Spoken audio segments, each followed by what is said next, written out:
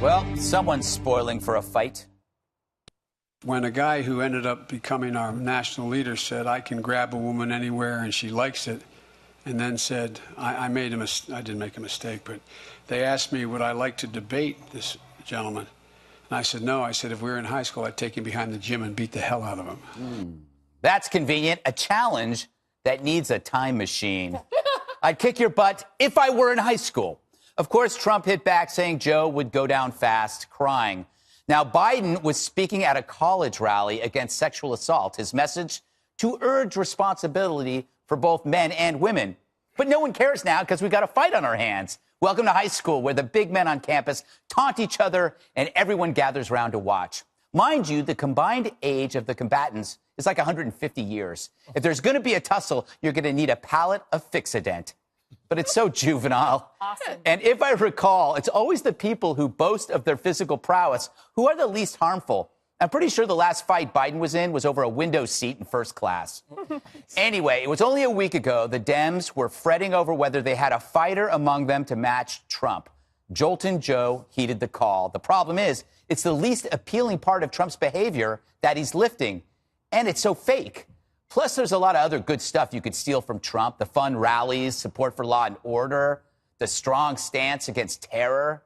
But to focus on the one thing that most people, including Trump supporters, only really tolerate because of the other good stuff Trump possesses, that's a miscalculation. And it's one Republicans love to see because most people are really bad at being Trump, except Trump. All right, Jesse. So what did you make of Joe Biden's tough talk? Do you think it's authentic or weird? I think it's authentically weird. But that's who Biden's always been. He's always kind of been a joke. And he was elevated to be VP. He was only polling at 1% in that primary. And Obama needed a white male with experience in the swamp to kind of offset Obama, who was fresh and young. And his name looked good under Obama in a bumper sticker. That's it. I mean, the guy was not a consequential VP compared to a Cheney or to a Bush 41. And can you imagine, speaking of Cheney, if Cheney had said he's going to take Obama out in the schoolyard and beat him up? I mean, it would be all over the place, but the left can get away with this stuff. People are saying that Trump cyberbullied the former vice president. I think people need to get over that. This might be his first foray into running for president in 2020, but I just don't see the Democrats nominating a straight white male. I think they're too handcuffed by identity politics. This is just Joe being Joe, and he lowered himself into the gutter here. And if Biden wants to be a statesman and wants to rise above it and kind of be the older guy in the Democratic Party, getting in the gutter with Donald Trump's not good for your brand, and you're going to lose.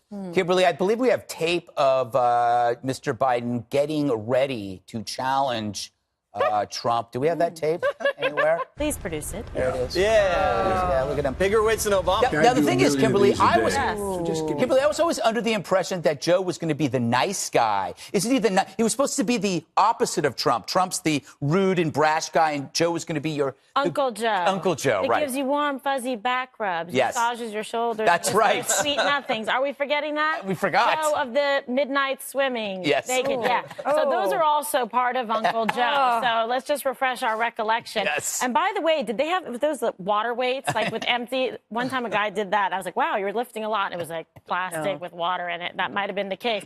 I would actually put my money on POTUS. Yeah. For sure. I think Vegas would too, right, Jesse? Yeah, maybe give him a golf club. I think that might be more effective. Oh, why are you pleasing Juan this way?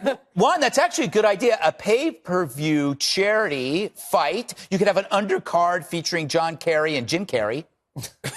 Well, that'd be good. I mean, but this is, to me, you know, how low can you go, right? I mean, so Michelle Obama said the thing about when they go low, we go high. I don't think Joe Biden was following that. But, I mean, this is he gets all high. in response to the kind of offensive rhetoric that comes from President Trump. And then don't forget, people thought, oh, you know what? He's going to be presidential. He's going to straighten his act up. He's never straightened his act up. And his response to Joe Biden was to put Joe Biden down, call him crazy Joe, oh, Joe this, Joe that. Let me tell you, A lot of people do that. That's not fair to Joe. I don't even have to do this. I mean, just go look at the record. Joe Biden was head of Senate Judiciary.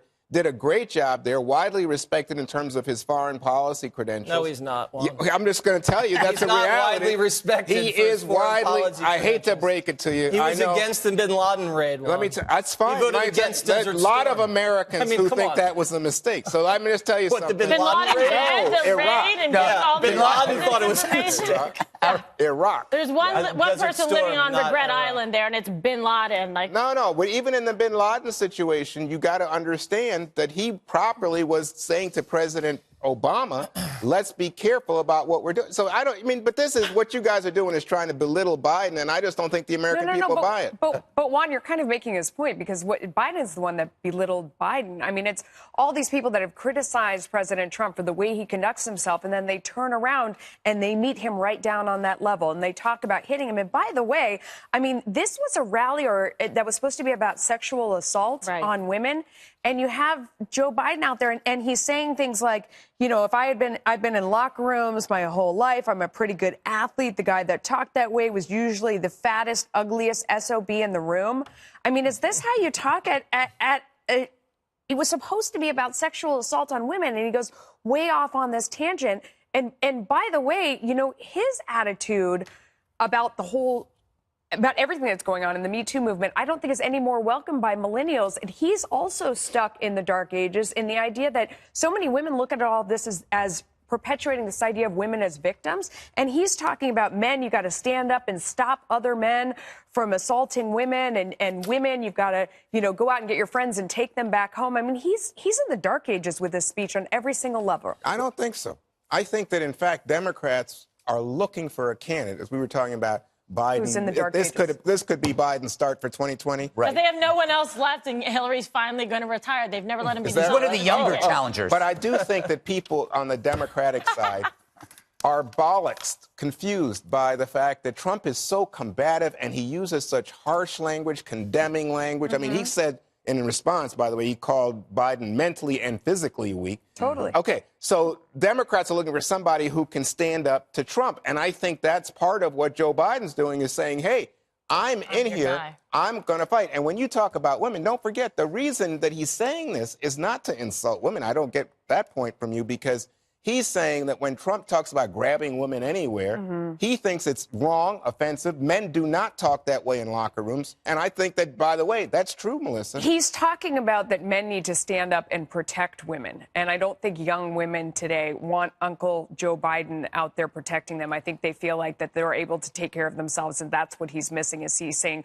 real men don't do this and real men get out there and protect women. And it's too patriarchal. Exactly. Oh, I mean, good. it's Thank the you. same. You're talking down to women in a way that just misses what they're looking for. You know what it is, though? You're saying that Democrats are trying to find the feisty counterpart. The problem is that that's not going to be the solution because if you try to act, we saw this with Marco Rubio. If you try to out-Trump Trump, it's not who you really are. Right. And I think, you know, like Biden, I don't think that's who he really is when he tries to do this thing. And I think anybody that tries to go aggro, tries to do the Trump thing, is probably going to lose because Trump does it better. I remember John Kerry, they nominated him when Bush was running for re-election during the height of the Iraq War, and he played up his Vietnam service, even though John Kerry was infamous for denigrating a lot of the Vietnam War veterans when they came home and saying they cut off ears and said all that horrible stuff. And he went up there and did the reporting for duty. And it just didn't pass the smell test for a lot of Americans. Voters smell inauthenticity. And like you said in the beginning, is this really the real Joe? Kimberly hits it on the head. You know, we like Joe because he's the guy in Amtrak and he's Uncle Joe and he's all shucks. And, you know, you want to have a beer with him. The tough guy in the locker room that's going to take Trump out in the schoolyard, I don't think people buy that. But he says crazy stuff and gets away with it. Yeah, I mean, there's that similarity. That's because he's not held to the point. same standard because the media's in the He town. can't do Trump. same That's the thing. thing. Yeah. There's like, you know, it's like the George Foreman grill, for example. There's really only one. There's been a lot of imitations, a lot of attempts to try to master the George Foreman grill. But POTUS Doesn't work is the the same. George Foreman grill. Do you still use your grill? I love it. Lamb chops, little petite baby lamb chops, steaks, whatever you want. Fish, you can put it on. It's fabulous. Put some vegetables on. I think they have a new spokesperson. I think so. I don't know. Yeah. I don't know if that's going to be the food court for me. All right. You're not coming to dinner. I'm not coming to that food court. Happy we learned customers, something trust there. me.